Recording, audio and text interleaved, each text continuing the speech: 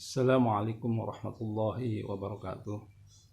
Para mahasiswa yang saya hormati, alhamdulillah pada siang hari ini kita masuk sesi kelima melalui Zoom meeting. Kita akan bahas tentang pengertian hukum Islam. Apa arti hukum secara harfiah? Hukum adalah isbatu syai' 'ala syai', yaitu menetapkan sesuatu atas sesuatu. Al-hukmu wahidullah alladzi yata'allaqu 'alal mukallaf. Hukum adalah sesuatu yang berhubungan dengan orang-orang mukallaf.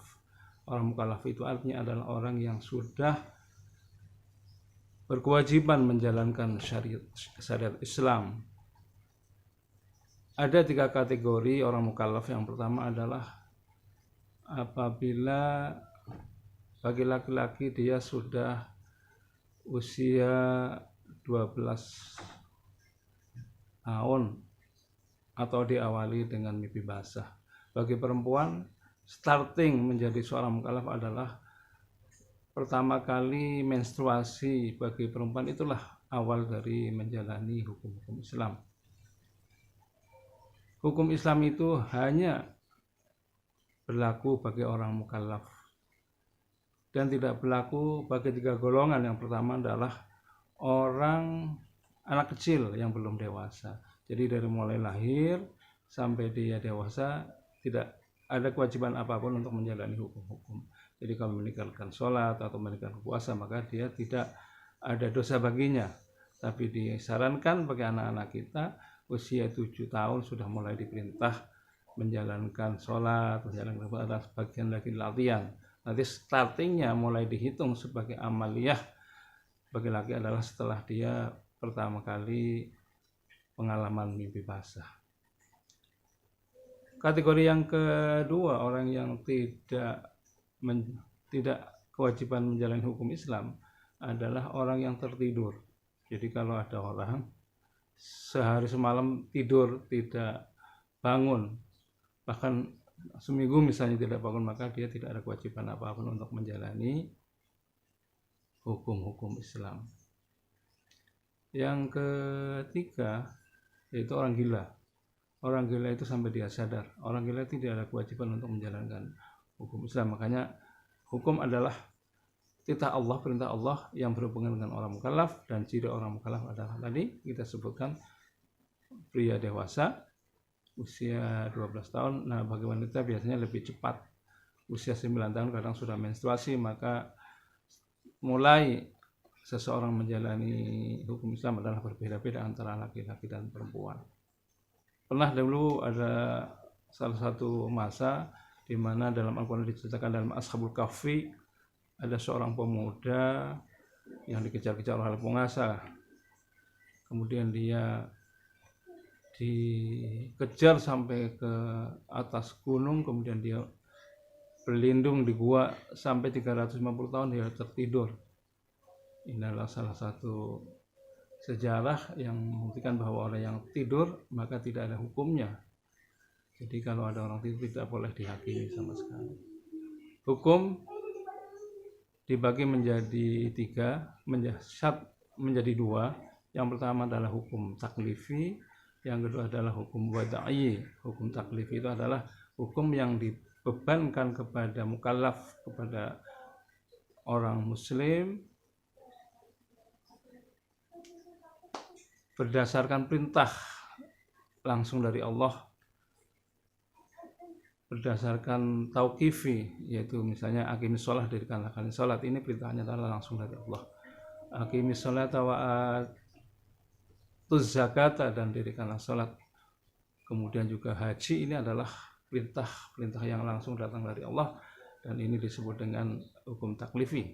Bukan karena ada sebab apapun, tapi memang menjadi kewajiban bagi seorang muslim, berkewajiban untuk mengabdikan Allah, yaitu dengan cara perintah-perintah seperti sholat, puasa, zakat, dan haji.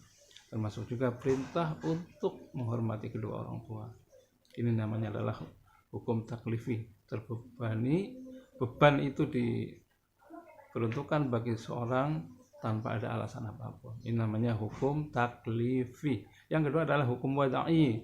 Hukum wad'i ini adalah hukum berlaku karena ada satu sebab atau syarat-syarat tertentu atau memang ada penghalang. Contohnya misalnya hukum nikah.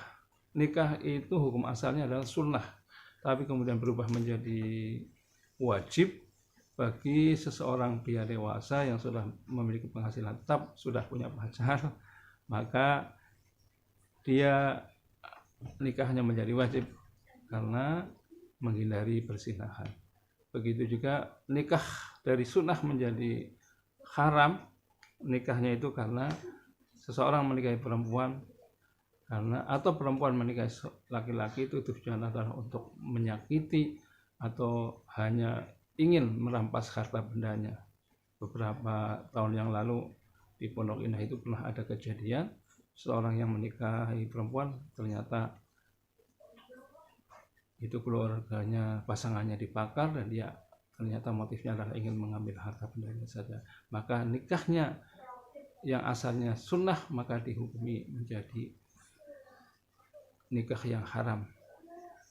Nah, memang makruh itu juga bisa menjadi nikah menjadi makruh kalau ada seseorang belum punya penghasilan, masih muda, masih lontang-lantung, tiba-tiba ngebet pengen nikah, sementara dia menelantarkan keluarganya, maka nikahnya sah tapi dihukumi makruh. Ini yang disebut dengan hukum wad'i. Hukum itu berlaku karena ada sebab akibat. Begitu juga semua makanan yang ada di dunia ini semuanya adalah itu menjadi halal, asal muasalnya halal, tapi kemudian karena ada sebab musabab, karena mau borot misalnya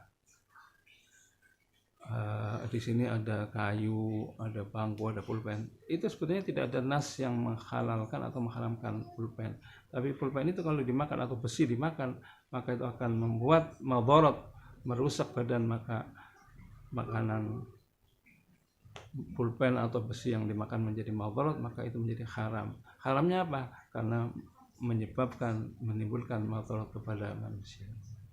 Begitu. Sebetulnya tidak ada yang nas yang menghalalkan maupun yang mengharamkan. Ini namanya hukum wad'i, yaitu hukum terjadi karena ada satu sebab ataupun syarat-syarat tertentu. Jadi hukumnya itu ada hukum kategorinya adalah sunnah, ada kategorinya adalah makruh, ada kategorinya haram, wajib, dan mandub. Ini yang membedakan antara hukum wad'i dan hukum taklifi. Mahasiswaku yang berbahagia, kenapa kita harus mengerti tentang hukum? Karena ini penting sebagai seorang muslim supaya kita mampu membedakan mana yang baik, mana yang boleh makan, yang boleh, mana yang tidak boleh. Karena dalam maqasidus syariah, tujuan atau falsafah atau hakikat syariah itu diberlakukan adalah ada 5 tujuan. Yang pertama, ada 4 tujuan.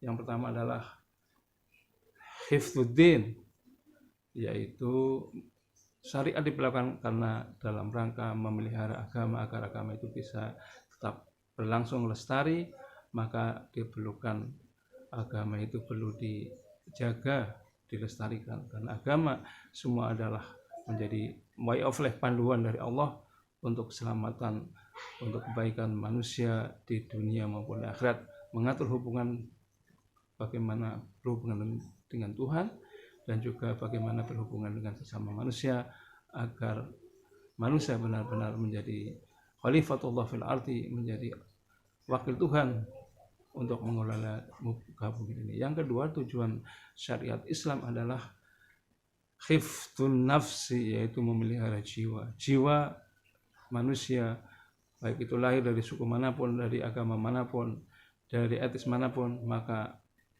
terlahir dalam bentuk manusia, jiwa itu harus dilindungi. Ini menjadi amanah hukum Islam.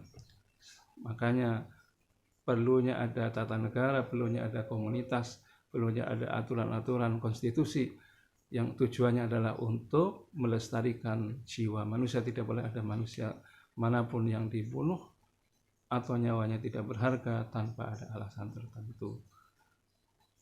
Yang ketiga, tujuan hukum Islam adalah hifdzul aqli, yaitu memelihara akal pikiran, hak cipta. Setiap manusia memiliki karya cipta. Nah, karya cipta inilah harus dilindungi oleh undang-undang, dan setiap orang kreativitasnya harus dihargai.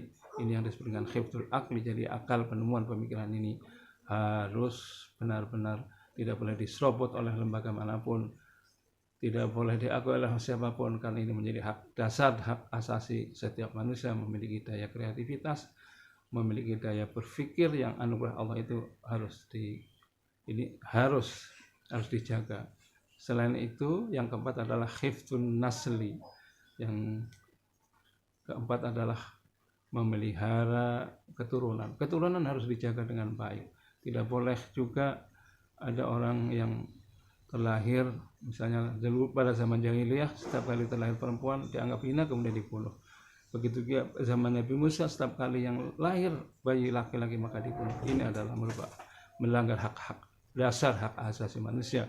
Makanya salah satu tujuan utama hukum Islam adalah untuk melindungi nyawa manusia, karena manusia memiliki kehormatan yang luar biasa, diciptakan oleh Allah dengan bentuk yang sangat sempurna. Jadi tidak boleh ada manusia satu dengan yang lain saling bunuh-membunuh karena tidak ada alasan-alasan tertentu. Yang terakhir, maaf, ini ada 5 berarti. Ada hifdzuddin, hifdzul aqli, hifdzun nafsi, hifdzun nasli, kemudian yang terakhir adalah hifdzul mal, kepemilikan harta, kepemilikan seseorang juga harus dilindungi dalam Islam, dihargai betul. Bagi seseorang yang memiliki harta dengan susah payah, tidak boleh dirampas, baik itu oleh negara maupun oleh kekuasaan manapun, karena hasil jerih payahnya itulah. Maka setiap harta yang dimilikinya menjadi hak dari setiap individu, dan itu harus dilindungi oleh undang-undang. Manakala ada salah satu seorang yang mengambil harta benda dengan cara-cara yang tidak sesuai dengan hukum, maka pengadilan negara ini harus mengadili dengan sebenar-benarnya. Ada penyerobotan tanah, ada perampokan, maupun ada hak-hak yang diambil oleh kelompok tertentu apakah oleh negara, maka agama di sini melindungi setiap hak milik seseorang. Inilah mulianya hukum Islam, karena maqasidus syariah, tujuan diberlakukannya hukum Islam adalah benar-benar menjaga harkat dan martabat kemanusiaan itu sendiri, yang kemudian disebut dengan human right atau hak-hak dasar, hak asasi manusia yang sudah berada sejak lahir, dan itu merupakan kodrat, merupakan takdir bawaan dari sejak lahir yang setiap individu harus menghormati satu sama lain. Itu saja. Saya berharap kita bisa dalami diskusi kita tentang hak asasi manusia, maqasidus syariah, serta pemahaman kita tentang hukum syariah. Jadi selain ada hukum, ada juga hakim. Hakim itu al-hakim, yang memiliki undang-undang, yang membuat peraturan. Al-hakim itu sendiri adalah Allah itu sendiri, pemilik undang-undang. Mahkum bih, atau yang disebut dengan objek hukum, adalah orang mukallaf, manusia itu. Jadi ada 3 pemahaman. Ada hukum adalah aturan main atau undang-undang itu sendiri, atau titah Allah itu sendiri yang harus dijalani. Kemudian Al-Hakim adalah pemilik undang-undang itu sendiri, yaitu Allah Subhanahu wa Ta'ala. Dan undang-undang yang kita sepakati secara bersama, konsensus nasional, adalah Undang-Undang 45. Itu juga adalah menjadi kesepakatan setiap warga bangsa, harus kita ikuti selagi tidak melanggar hak-hak dasar manusia. Itulah yang dapat saya sampaikan. Mudah-mudahan kawan-kawan mahasiswa ini nanti bisa dalami, dan apabila ada pertanyaan bisa pertanyakan langsung, baik langsung secara lisan maupun dengan WA. Insya Allah akan kami jawab. Terima kasih. Assalamualaikum warahmatullahi wabarakatuh.